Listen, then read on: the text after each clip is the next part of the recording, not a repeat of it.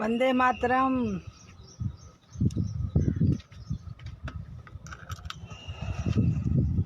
भारत माता की जय। दोस्तों,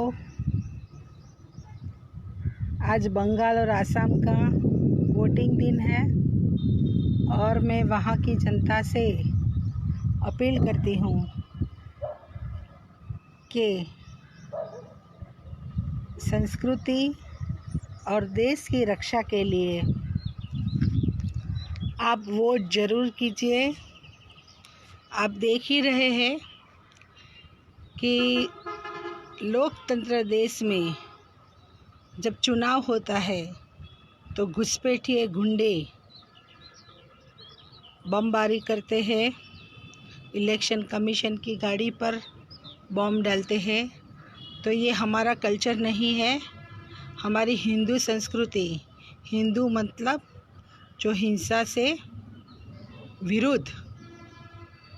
तो जो आप भी जानते हैं कि आज असम और पूरा देश बांग्लादेशी और रोहिंग्या मुस्लिम घुसपैठियों से प्रताड़ित है।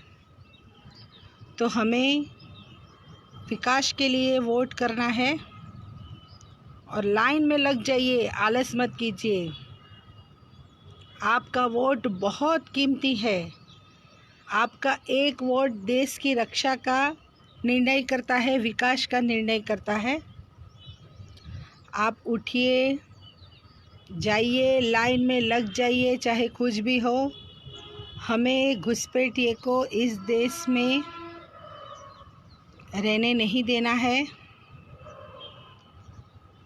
हमारा देश उनकी वजह से खतरे में है। आज वो शायद, मुझे तो लगता है कि कम से कम 8-10 करोड़ हो गए हैं और जहाँ भी देखो हिंसा करते हैं। चुनाव में भी हिंसा करते हैं, बम फोड़ते हैं। हम कोई खेल नहीं चाहते, कोई खेला होबे नहीं। देश को तोड़ने वाले लोग जो 4 पाकिस्तान बनाना चाहते हैं, उनके विरुद्ध आपको वोट करना है। वोट की ताकत है।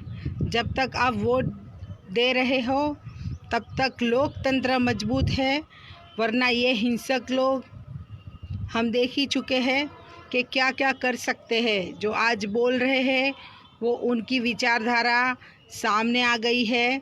ममता बनर्जी की पार्टी है और वो इसको सपोर्ट करती है। आपने देखा होगा कि इन लोगों ने, किसी भी लोगों ने, चाहे ओवैसी हो, चाहे बनर्जी हो, चाहे कांग्रेस हो, ऐसी बातों का खंडन नहीं किया है।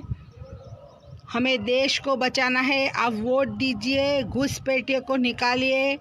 ये जो बीजेपी की सरकार है वो ऐसे लोगों को निकालने के लिए जैसे ही पहल करती है, ये लोग सुप्रीम कोर्ट में उनको बचाने के लिए याचिका लेकर दौड़ जाते हैं। आप समझ रहे हो ना कि ऐसे लोगों की मंशा क्या है। ये वामपंथी, कांग्रेसी, ओवैसी सब रोहिंग्या को बचाना चाहते हैं। जैसे ही, वैसे चुनाव में तो बोलेंगे हम नहीं करने देंगे, लेकिन जैसे ही ये बिल आता है वो अपने एजेंडे की तरह बाहर आ जाते हैं। आसाम के बारे में हमने शर्जील इमाम से भी सुना था। चिक नैक, समझ गए?